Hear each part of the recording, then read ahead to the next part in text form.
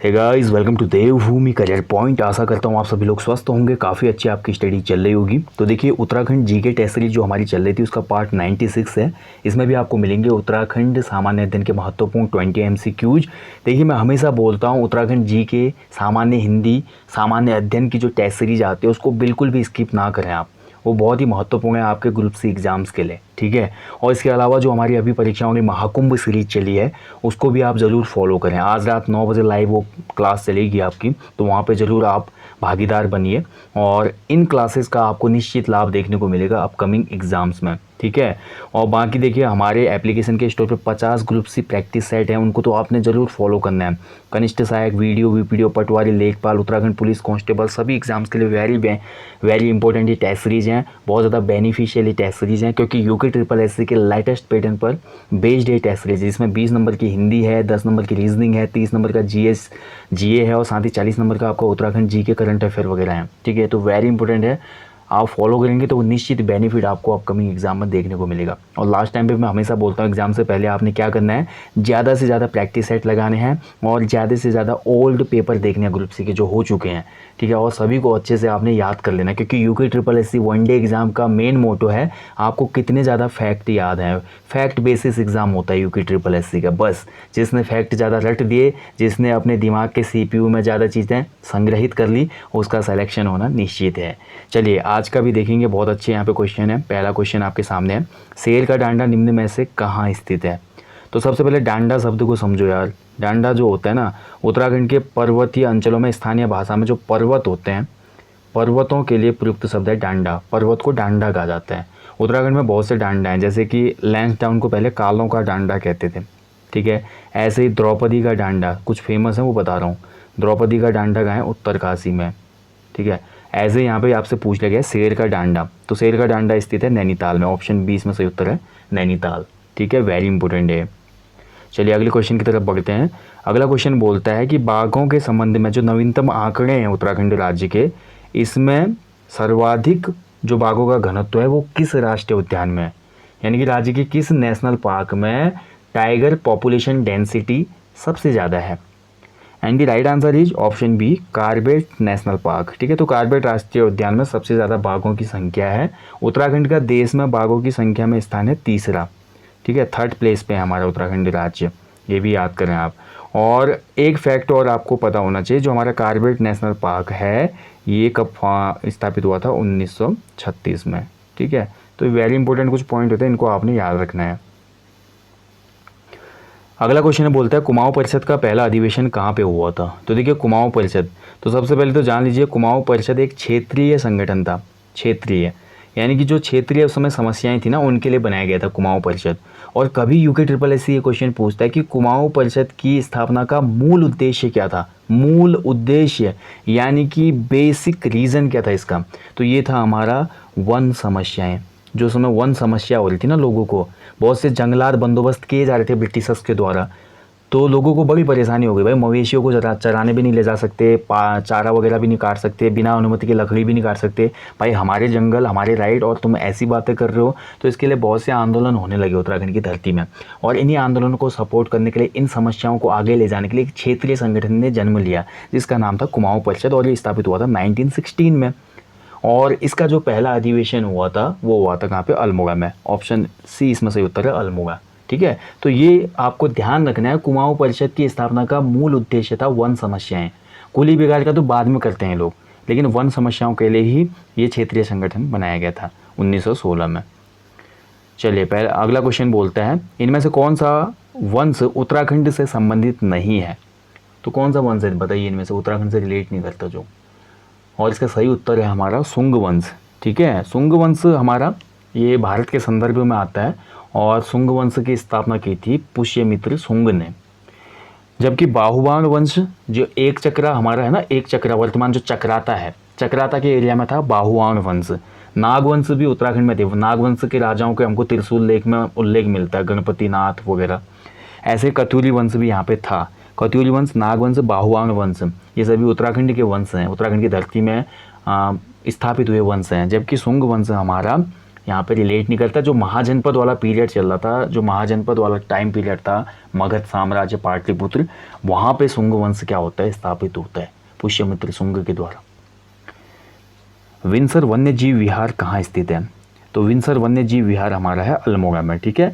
और विंसर महादेव मंदिर भी अल्मोड़ा में ही है, जबकि अगर संदर्भ में आता है कभी अल्मोड़ा ऑप्शन में नहीं आएगा तो विंसर महादेव मंदिर हमारा पौड़ी गढ़वाल में भी है। यानी कि महादेव जो मंदिर है विंसर वाला, वो 2 जनपदों में, अल्मोड़ा में भी है, पौड़ी में भी है, अब जिस हिसाब से ऑप्शन है। जबकि विंसर वन्य जीव विहार केवल अल्मोड़ा में है। नैनीताल झील की खोज किसने की थी? तो ये तो बहुत सिंपल क्वेश्चन है। नैनीताल झील की खोज हुई थी 1841 में, और इस झील को खोजने वाला व्यक्ति था पीटर बैरन। ऑप्शन बी इसमें सही उत्तर है। पीटर बैरन जो था एक व्यवसायी था और घूमने से के पर्पज से आया था वो, और खैरना गर्म पानी के बाद वो शॉर्ट रास्ता लेते हुए जब इस प्लेस से आया तो इस झील को देखते ही रह गया वो। हालांकि इस झील का पता बहुत पहले से विलियम ट्रेल को था। इतिहासकार बोलते कि विलियम ट्रेल जानता था कि नैनीताल में एक झील है, बट वो इसको ओपन नहीं करना चाहता था लोगों के सामने, ताकि वहाँ पे जो दैवीय महत्व है वो बना रहे। लोगों की काफ़ी धार्मिक आस्था थी उस समय वहाँ पे, ठीक है, और इस क्षेत्र को छुपाया गया था। बट पीटर बैरन ने भैया हल्ला मचा दिया कि एक ऐसा भी खूबसूरत प्लेस है, और उस समय इसकी खबर भी छपी थी, कलकत्ता से एक पत्र आता था उसमें इसकी खबर छपी थी, और उसके बाद तो नैनीताल काफ़ी ज़्यादा डेवलप होने लगा था। राज्य में वन्य जीव रक्षक प्रशिक्षण केंद्र कहाँ पर स्थित है? ये भी अच्छा क्वेश्चन है। तो राज्य में वन्य जीव रक्षक जो प्रशिक्षण केंद्र है ये लोकेटेड है पौड़ी गढ़वाल के कालागढ़ में। ऑप्शन बी इसमें सही उत्तर है, कालागढ़। गढ़वाल का हुमायूं किस पंवार शासक को कहा जाता है? तो देखिए गढ़वाल का हुमायूं कहा जाता है हमारा किसको? राइट आंसर इसका प्रद्युमन शाह। ऑप्शन सी इसमें सही उत्तर हो जाएगा, ठीक है, प्रद्युमन शाह। अब क्यों कहा जाता है थोड़ा इसको भी जान लीजिए। देखिए आप सभी ने मुगल साम्राज्य को पढ़ा होगा, मुगल वंश को पढ़ा होगा। मुगल वंश में आपने देखा होगा कि जैसे बाबर की मृत्यु होती है हुमायूं को गद्दी मिलती है, लेकिन उसके बाद हुमायूं का जो सामना होता है वो हमारा सूरी वंश के शेरशाह सूरी से होता है, और शेरशाह सूरी से पराजित हो जाता है हुमायूं और निर्वासित हो जाता है, यानी कि यहाँ से भागना पड़ता है उसको। और उसके बाद बड़ी मुश्किल से वो क्या करता है 1555 में खोया हुआ साम्राज्य वापस पाता है, सरहिंद का जो युद्ध होता है। बट उसके कुछ ही समय बाद पुस्तकालयों की सीढ़ी से गिरकर हुमायूं की मौत हो जाती है। यानी कि हुमायूं एक राजा था, लेकिन उसका जो जीवन रहा वो काफ़ी ज़्यादा ट्रेजेडिक रहा, मतलब बहुत ही ज़्यादा परेशानियाँ रही, ठीक है। इसी प्रकार जो हमारा प्रद्युमन शाह है गढ़वाल के पंवार वंश का राजा, इसका जीवन भी काफ़ी ज़्यादा ट्रेजेडिक रहा। क्यों रहा? क्योंकि तो पहले इनके पिता ने इनको कुमाऊं की गद्दी पर बैठा दिया प्रद्युमन चंद के नाम से, ठीक है, तो यहाँ कंट्रोवर्सी हो जाती है। दूसरा क्या पॉइंट आता है कि जैसे प्रद्युमन शाह गढ़वाल की गद्दी पे बैठते हैं तो गढ़वाल में एक भीषण अकाल पड़ जाता है 1795 के आसपास, जिसको इक्यावनी बावनी भी कहा जाता है। इसके बाद 1803 में गढ़वाल में भीषण भूकंप आता है, और इसी ईयर क्या होता है गोरखाओं का अटैक भी हो जाता है, और फाइनली 1804 में खुड़बुड़ा के युद्ध में प्रद्युमन शाह लड़ते लड़ते वीरगति को प्राप्त हो जाता है। यानी कि प्रद्युमन शाह का भी जो जीवन था ना वो हमेशा क्या रहा, परेशानियों से घिरा रहा, इसलिए इसको गढ़वाल का हुमायूं कहा जाता है। बहुत इतिहासकार इसको गढ़वाल का हुमायूं कहते हैं। उत्तरकाशी में नेहरू प्रशिक्षण केंद्र की स्थापना कब हुई थी? तो नेहरू हमारा जो NIM है, नेहरू इंस्टीट्यूट ऑफ माउंटेनियरिंग, ठीक है, निम भी कभी क्वेश्चन आ सकता है। निम की स्थापना कब हुई थी? तो कंफ्यूज मत होना आप लोग, निम मतलब इसी की बात हो रही है। तो इसकी स्थापना हुई थी 14 नवंबर 1965 को, यानी कि ऑप्शन बी इसमें सही उत्तर है, ठीक है। अगले क्वेश्चन की तरफ बढ़ते हैं। पानी राखो आंदोलन की शुरुआत मुख्यतः किस जिले में हुई थी? बहुत अच्छा क्वेश्चन देखिए। तो पानी राखो आंदोलन शुरू हुआ था ऊफरे खाल से, ऊफरे खाल से, ठीक है। तो ऊफरे खाल पड़ता है हमारे कहाँ पे? पौड़ी गढ़वाल में। ऑप्शन डी इसमें से उत्तर है, पौड़ी गढ़वाल। चलिए अब आप भी कमेंट करो यार, पानी राखो आंदोलन के जनक कौन है, बताइए हमें कमेंट बॉक्स में। उत्तराखंड के कितने जनपद हिमाचल प्रदेश को स्पर्श करते हैं? तो देखिए उत्तराखंड का ये रहा मैप भाई, ठीक है, ये हमारा देहरादून है, ये हमारा उत्तरकाशी है, और ये हमारा हिमाचल आ जाता है यहाँ, ठीक है। तो उत्तराखंड की बात हो रही है यहाँ पे, उत्तराखंड के पूछा है तो उत्तराखंड का हमारा देहरादून और उत्तरकाशी, दो उत्तराखंड के 2 जनपद हिमाचल प्रदेश को स्पर्श करते हैं। लेकिन यहीं पे क्वेश्चन को मैं घुमा देता हूँ, क्वेश्चन में बोलता हूँ कि हिमाचल प्रदेश के कितने जनपद उत्तराखंड को स्पर्श करते हैं। क्वेश्चन को मैंने क्या कर दिया, घुमा दिया, ठीक है। तो हिमाचल के 3 जनपद हमारे क्या करते हैं, उत्तराखंड को स्पर्श करते हैं, ठीक है, हिमाचल के 3 लगते हैं हमको, लेकिन हमारे राज्य के 2 लगते हैं हिमाचल को। हिमाचल के 3 कौन कौन से हैं? सिरमौर, शिमला और किन्नौर, ये 3 जनपद है जो उत्तराखंड को टच करते हैं। ओके, ऐतिहासिक रूप से नदी वेदिकाओं पर कौन सा नगर स्थित है? तो नगर वेदिकाओं पर स्थित जो हमारा नगर हो जाएगा इसमें दिए गए विकल्पों में, तो इसका राइट आंसर होना चाहिए ऑप्शन बी, श्रीनगर। ठीक है, तो नदी वेदिकाओं पर स्थित जो नगर है हमारा वो श्रीनगर है। वेरी इंपॉर्टेंट क्वेश्चन है, ये भी आपने याद रखना है। निम्न में से तराई व भाबर क्षेत्र की प्रमुख फसलें कौन सी हैं? तराई भाबर की प्रमुख फसल, बहुत इंपॉर्टेंट क्वेश्चन है, सिंपल क्वेश्चन है लेकिन बहुत इंपॉर्टेंट है। तो तराई भाबर में स्पेशली जो फसलें होती हैं ज़्यादा प्रोडक्शन होता है वो होता है राइस एंड शुगर केन, यानी कि चावल और गन्ना। ऑप्शन सी इसमें से उत्तर जाएगा, चावल और गन्ना।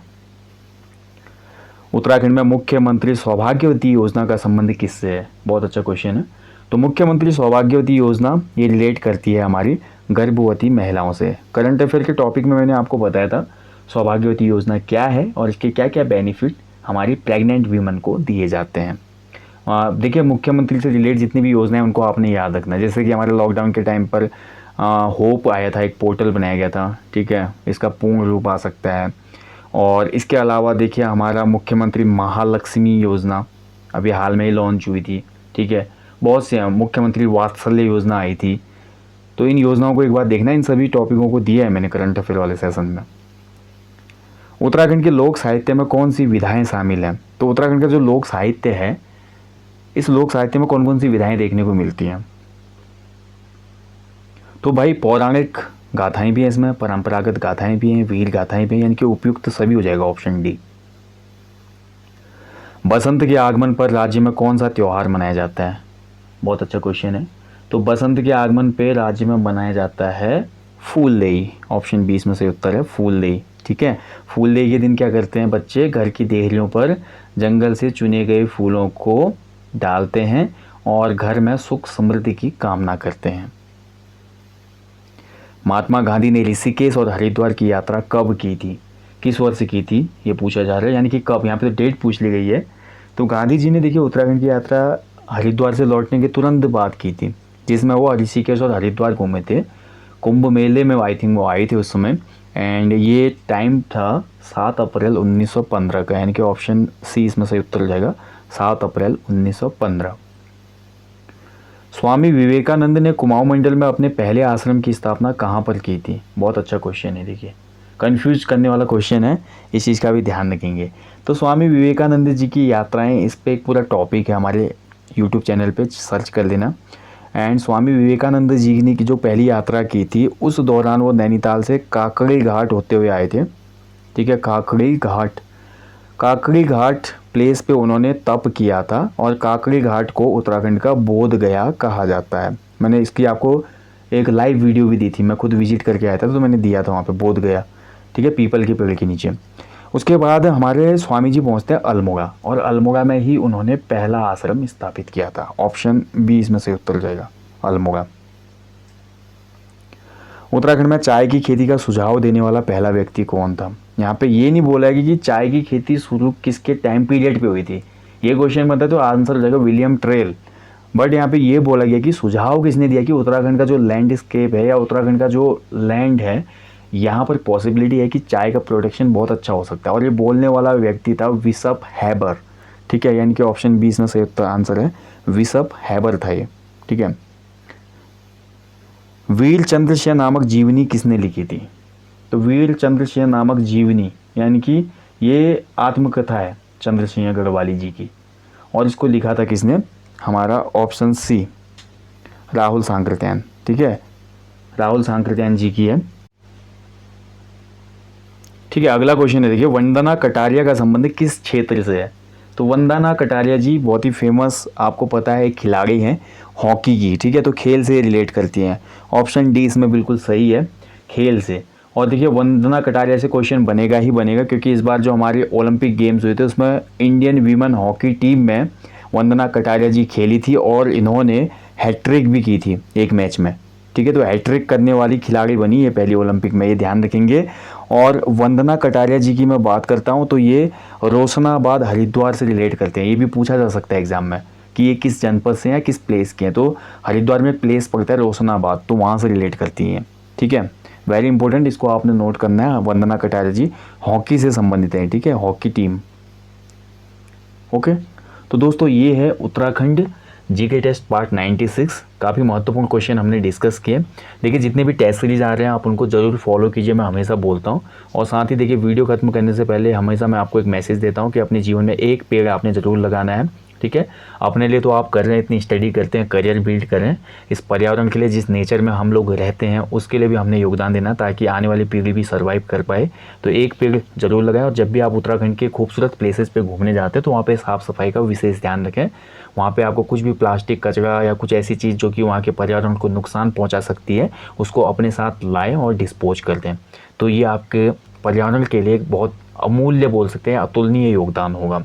So guys thank you for watching, अपना ध्यान रखें। मिलते हैं आपको रात 9 बजे परीक्षा वाली महाकुंभ में। जय हिंद, जय उत्तराखंड।